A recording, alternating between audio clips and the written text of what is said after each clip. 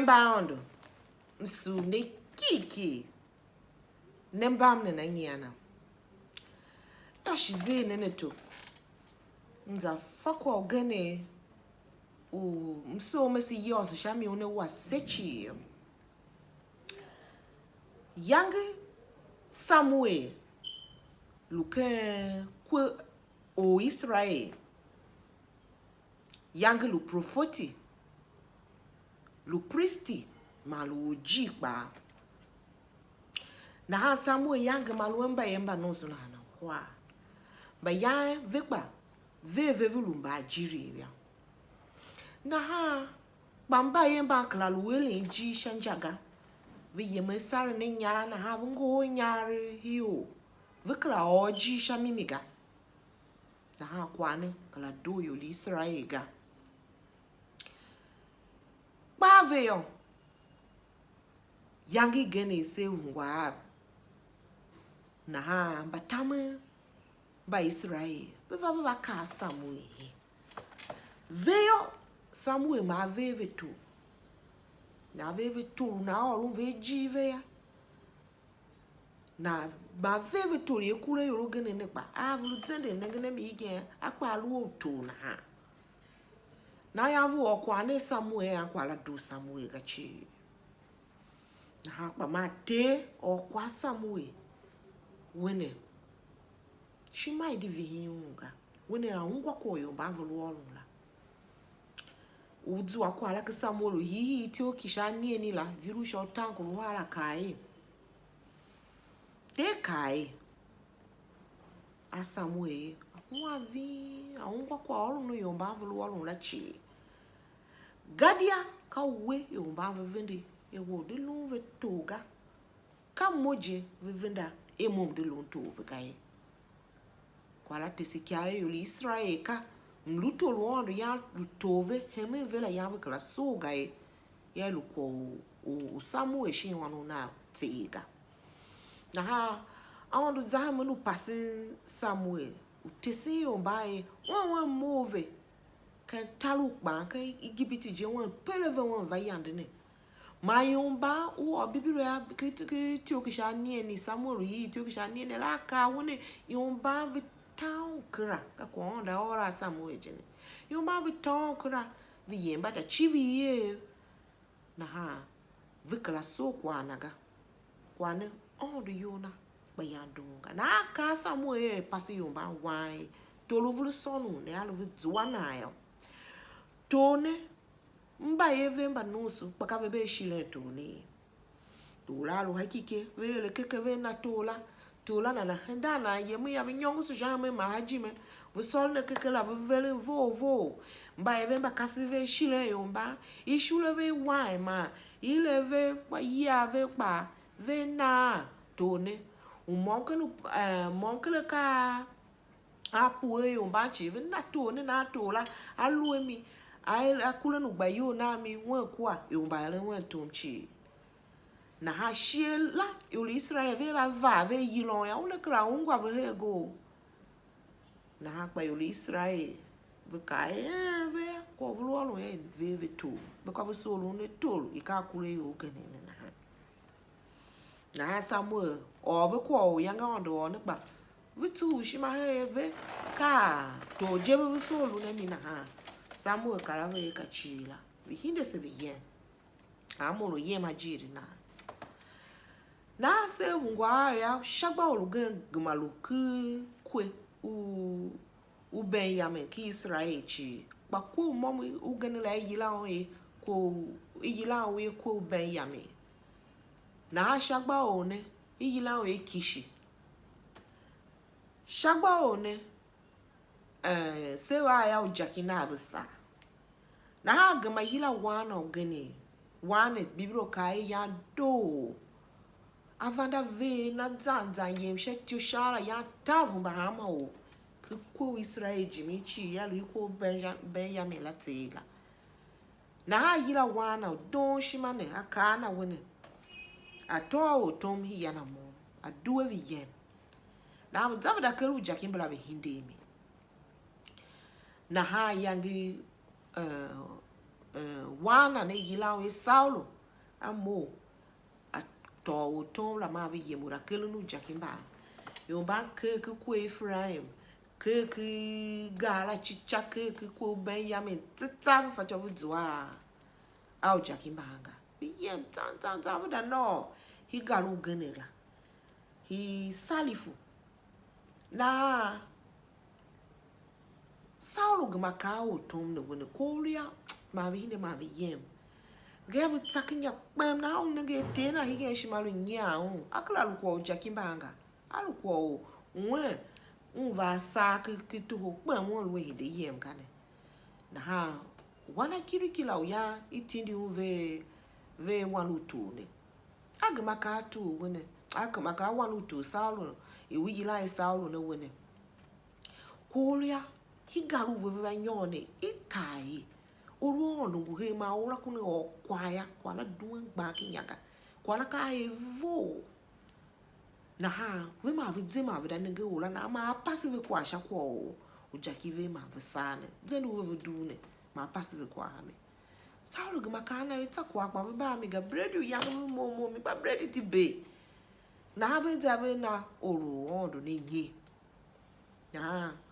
olu ya lovena wana kila ka wona unshie gbangere zuru fakpe na ha veta na ola na ove kwa zendu vedune na hamba guye minyo ovenyo ka galu ya ka galu olu ondo la ha chushina ya olu prophetine ya yila na olu nenge ne ka esi yige prophetine ashira ya yila biblo ka ze yila olu nenge aka na oveda nyoka gala ya ma venenge kasi mba ye kasi lu vanu ba kasi ngere na ama pipine ve ka ve na ma venenge ulu nenge ne kane na ha ve ka be u da fesi je ola yeme sha ha me vela na ve da fesi ya ko ngaya ola gba pe nyongu nya na ka wona ba lam sensha na kula chive ulu ya kwa hiji lai na ve da fesi ko ola chive no ba yeme ma we ka betawle nga fle we da nyoka gala jema Saulo zada tile ma gbapine Samuel kwa ba chive Saulo va nyoya iyangi ka kijimela awu va de kana Samuel wona ngutidi hu be yame na ka ola na vaya akona tu na Saulo da va shiki Samuel ajema on paso wona nenge ka oru tindi vahina avahina o Benjamin won ko to ne ha na jene na akọ one to Israel na Saulo va no amana pine wone tere welu mu ya mo tisimpe o negene ka na elu yo Samuel maka wone ka won o negene ka na jene pa ka ve yem o yem no uda nana hayo hajiri tave na have yem ni ana vida yakwa yavena shi beta vende veye shi ujakimba avelu kelela Saulo lo kwagh jeno ujakimba alu kele mbate na ala kwa kwagh ayanga taka jimezu ujakimba na ha zayol akpa adelu Saulo kishimaka yanga Saulo ka kwa wana kirikina ma ve dondu prophet Samuel will priest ma ojine viyem idalem sen la nana kula chi yas Samuel yeme Saulo ya da velu shekyono ki do jili balo ne chiwi la chi avelu ne no kwa ya ayila olu yolu la pa wona du kwa ya no she on va de vele tembele na me ku kwa ya la vami ivana o vanya no chiwiri ni na ha mai na mi yamba be ya ayeme Saulo velu hakpo yosha alama na he pem na hamba lama ya akai vitsase na hamba taya hause ma Samuel va ka wona Mose wona da veve gbenda ba mongba ove ye la ka wana kiriki ya lo ve Saulo no wona etile ayem shaha me tele una masalama ve Saulo kule na ma Saulo hindenu ne la ve Samuel ma za du ishe kule mana tser aha Saulo shatiu akana wene te Lu Tor shayo na Israel eru Lu Tor uyu na uyimave shekevin ba hiumuve uzu akwala ke Samuel hihi ti okisha pue iviu hihi laje kape ya haonu kule matuve ma olunjela hachu kijimela vande kana na wene gadi aka we Sharon Israel chili hasha wega gadia ka we hitombo wola Sharon Israel chili lushami ba evande wolu Saul kijimena kwa Saul ka wona wandi hitombo be yame ve ba kala hitombo Israel hitombo ki Israel pu ka ya na chi ka ve ba lomba kiriki gbejime hi yote na pa ka won ve gba njime shi yote na pa shi ka ahun ba gba njime ko be yame na ka Samuel no volu ne ka visine sha tiona ba sembu wa bu chi be yem la ya ma to prophet Samuel ma ha onu kule ma ti ma ola kane olu ne kane na aka woni shout tisinwe wengu Lu Tor sha diako itere ondo yo kayo Israel jina bulu diako itere ondo yo o kete o kisha pula Samuel yi ti o kisha pula ozo akwa umlo ngone anenge kava tisuna na ata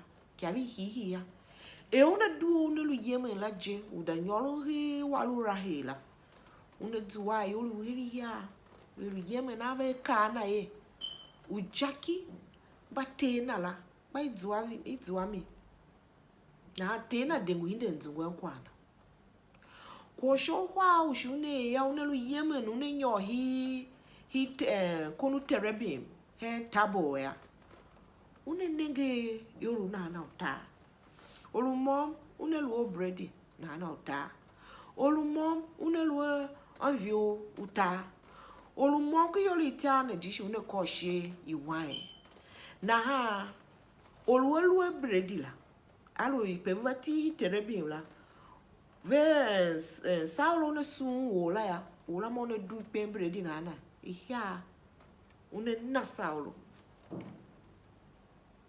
ko sho talu shune ya eveda nyo ha gungu ipe ba filiti vi hefo higungulu ba filiti vi hefo la yo une nego profeti bate velu sene na o profeti bate mba velu sene na velu we mba digive ma moro ma ama velu all ne ka profeti na one negi ne via evelu one ka profeti na jijingi ute agrete ya even one pa one ba all ne ka au profeti ve nango na ya na Samuel ka Saul ka ne chi wone aka ne tisun kyawe ko tele ola kwa langu kala kenken na ma bibilo ka vesi yangi Samuel la ma Saul be Saul gem une ye na je aundu yang ma Saul shimake ya gma Saul shimake na Saul yeme ya shinenge yolu hi ba yumba hi ba wa kana la manena la yumba sho wa ba yamdu yeme ke bete uvera na la ke bete uvera chibule on ke vio kwa bredi la kwa wa la shibile na vo she propheting black by young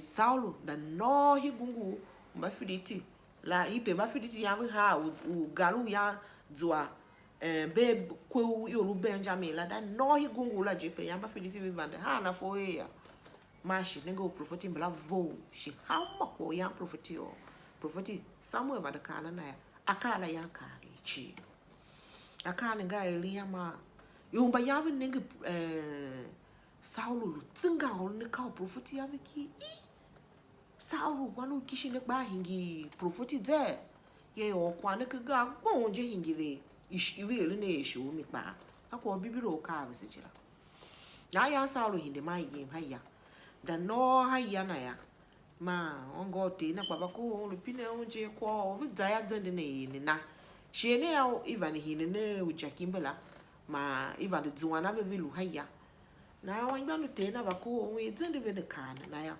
Akana wona ve da nenge profeti ma profeti ko profeti o ya kwa na dzavo aka aveje even de zwana o jakimba ke ya ve chi vi hindi. Bakla o ngo tena e yangi profeti da. Shi onu kula hatu ulu hemenu ukwe ulu Israel Jacob ite nega. Na ha yangi hinde ki yana ne chive hinde ya Samuel van de kana na jingunu ne da no ki ya ahumbu jijingi ute aondu ngwe na ishene akata ne yelebe ya aondu ne luena na hamma ko dido wenne ngi one on fate wole ngachu aondu ngwe na ishela shi ayanga kala tankara ha na ha ahemenzana na ke giga wangu vanke une ko sha ve nana weza veda nana ku tesiye hige ya bemba ke Israel jira yangara yaiva kumya profeti Samuel yem ke giga yem da ko yoli Israel kechi na ba veo va nana ba ne kala ke giga ba bel Samuel shi hinde umbu yoli Israel ko yando va no ve tolune navela kava shakoto la ya ove chi yo ba shi kimbelu mu ye ve ya katuvo so veve lueto tolo hemeve azante abachive a hemeve tia vikla umbulu yani luonda tima yo a hemeve tia yo na veda hemba yoga vikla umbulu yo dune ya luto vega na vika ve hije nka tolo uma ele kule yoga na luoto la veve suwe Samuel pakaika kwagh nani hashu yani hashu shila ve dutula ihasho shakwe ono ba Israel ba ku kalohwane shu ba ko Benjamin kilikine iha hi ko Benjamin ichombola chi due ko gbasha tombolu kishi ka ha sha tombolu kishi ama kwa gbasha ha Saul ha chu ye ha beje pine ogan klanguga ikie Saul ngukpa inenge naga na oduma ka Samuel je ne Saul ayeme da ye kulukia ori ko shi onu kula na yeme da ye okulukia na yange Samuel tesi ida va Saulo iva shionu kula hatio akandi tone na yuri Israel aka Israel o ngo ne kato woni jeno yo Israel ke ku etololuma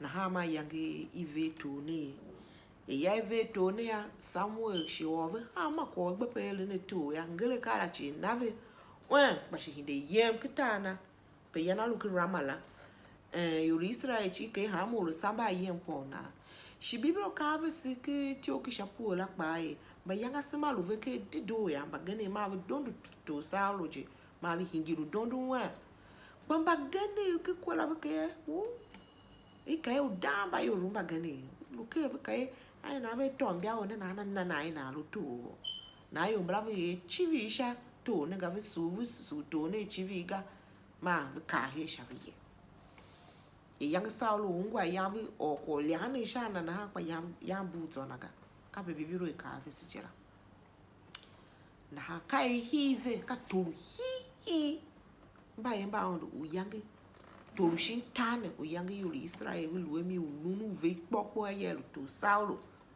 ma njai ti Saulo ya ka njai be bibiro kizo bitake ke prayed for. That's the meaning of Saul.